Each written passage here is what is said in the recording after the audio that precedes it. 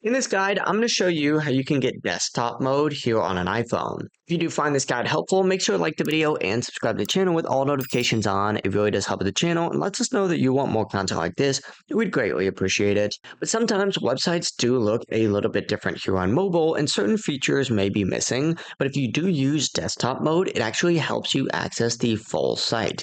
To start, go ahead and open up Safari and go to whatever website you would like. In this case, we're just going to be using Wikipedia, but you could use whatever you would like. And once you are on the specific website, what you're going to want to do is actually select the address bar down on the bottom and select whatever menus on the left-hand side, and then click on these three dots down here to pull up the page menu.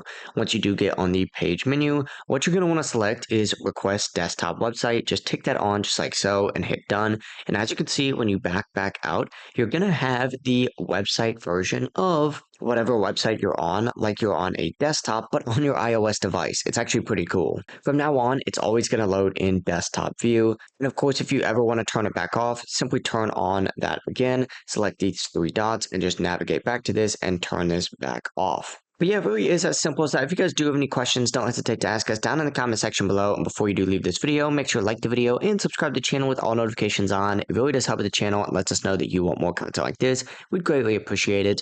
Have a great rest of your day. Peace.